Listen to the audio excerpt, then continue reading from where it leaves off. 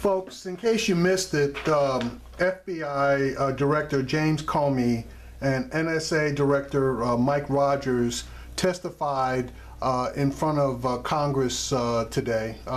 The testimony went from approximately 10 o'clock Eastern Standard to approximately 3 o'clock, also Eastern Standard.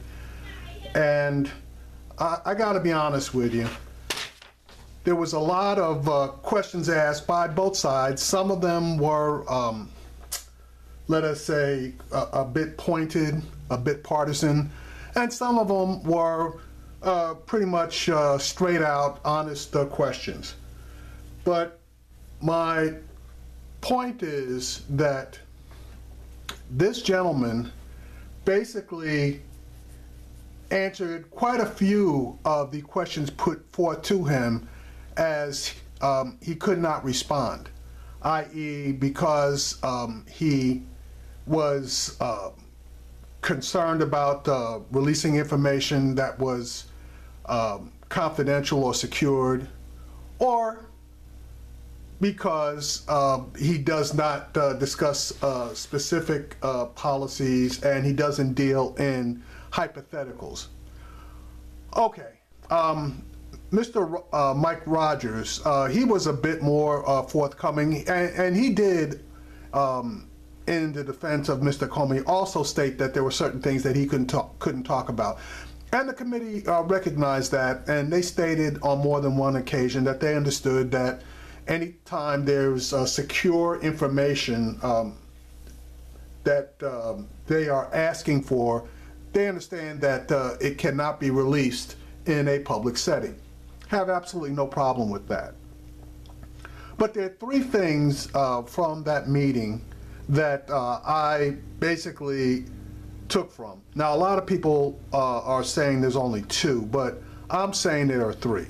The first thing that we learned today is that the FBI was and continues to investigate the personnel from the Trump campaign. And they started that investigation in July of 2016. The second thing that we learned is that there is no evidence whatsoever that the FBI has or the NSA has that former President Obama basically wiretapped or surveilled Donald Trump, period. So those two things should be put to bed. Now, the third thing that I am drawing attention to is that Mr. James Comey, FBI Director, called balls and strikes during the campaign. Why do I say that? Well, several times Mr. Comey claims that he doesn't talk about U.S. citizens, period, okay? And he refused to discuss any name that was put forth, even and including Mike Flynn, who everybody knows, you know, did what he did. But for some reason, I guess Hillary Clinton, in his opinion, must not be a U.S. citizen, because he had no problem quoting chapter and verse when they arrived at their conclusion that she had not broken any laws. Now, honestly, in the interest of fairness, if he had really been a fair person, he should have kept his mouth shut about Clinton, just like he kept his mouth shut about the investigation that they were performing on the Trump personnel. But when he opened his mouth about Clinton, in the interest of fairness, he should have also, in order to level the playing field, mentioned something about an investigation of particular personnel, no names being called, that were working with the Trump campaign. Now, I think specifically who he was talking about is more than likely Paul Manafort and Michael Flynn. But since he didn't mention any specific names, I can't be sure about that. But I just want to know, how is it that he could talk about one candidate for the presidency of the United States, but for some reason he couldn't talk about the other one. So that's why I'm saying he called balls and strikes, and he basically called balls for President Trump, and he called strikes on Hillary Clinton. That's just my opinion. Now, there's another person that we need to talk about today, and that person is Mr. Sean Spicer. Mr. Spicer came out there and gave a 45-minute press conference where he ducked and dodged and shifted and moved around like a cat on a hot tin roof. First things first, he's blaming President Obama for all of the leaks that are coming out of, I guess, the FBI, CIA, etc., etc. He absolutely is blaming Obama for that.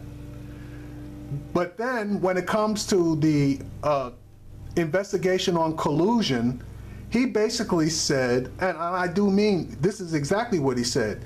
He said that, why are we looking for something that doesn't exist? Well, if that's the tack that you're going to take, why are we looking for something that doesn't exist when we're talking about President Obama basically wiretapping or surveilling Mr. Trump? If it doesn't exist, you're not going to be able to find it. And both the NSA and the FBI said there's nothing there. But Mr. Trump continues not to want to put this down.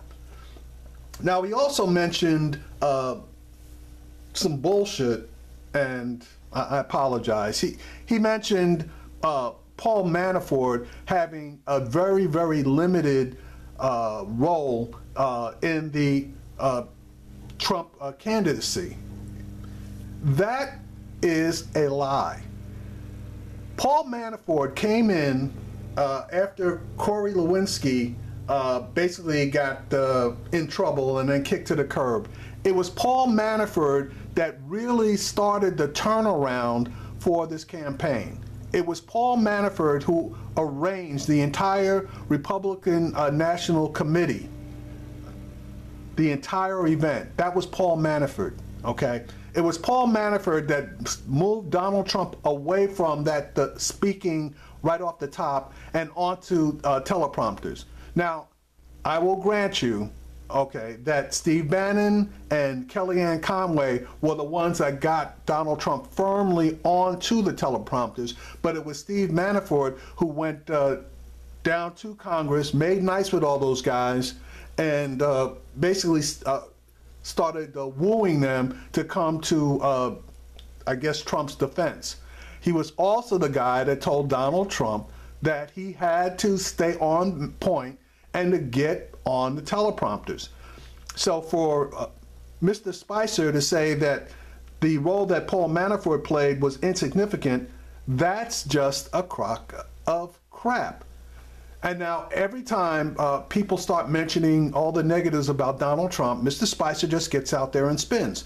A perfect example is some of the press poll asked why Donald Trump was golfing every damn weekend and why he was spending all this money that is not necessary. Now, in case you didn't know it, when Donald Trump goes down to Mar-a-Lago, that trip cost $3 million, okay? And we're not even adding the money, which, you know, in my opinion, I'm not going to say too much about that, but in my opinion, his wife staying in New York with his son while his son is going to school, that's an added expense. Now, that particular expense, I do not begrudge because, you know, if you're going to uproot your kid in the middle, you know, of a school year, that is really traumatic. So I would back them on that, except to say that the U.S. government should pay the city of New York back, because that is costing like $1 million a day for the additional security that New York has to provide for the Trump Towers. But those golf trips, this guy was all over Obama for taking vacations every 3 or 4 months and going back to his quote-unquote native Hawaii or going to Martha's Vineyard, etc. Donald Trump basically in 8 weeks has spent the same amount of money that President Obama spent in a year. He's burned that amount of money up in 8 weeks. Yet and still, he can go in and take a hatchet to a budget on mostly the domestic agencies and the domestic programs that people can actually see. Whereas when he adds $65 billion to the defense budget, I want you to tell me exactly where, and I don't mean, yeah, it's going to some planes or something. I want you to point out exactly where every dollar is going. Because there's one thing that you will not see from the Department of Defense. It's their budget expenditures. For whatever reason, I guess Congress made it illegal to audit the Defense Department. So we will never know where all that money's going. But I tell you this, more than a buck or two are going into the pockets of defense contractors that are overinflating prices for various items. Just my opinion, and again, I can't back it up because I can't see a budget.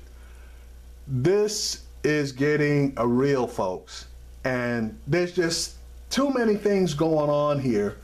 And Donald Trump, every time he feels like somebody's trying to set fire to his behind, he comes out with a tweet that's like ridiculous, and then mainstream media takes that particular tweet and starts running with it, and all that is in an attempt to get us off of the Russian collusion situation.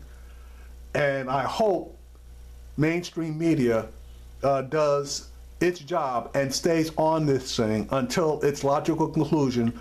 Either there was collusion between the Russians, which I believe, or there wasn't. And if there wasn't, then that needs to be found, and then we need to move on.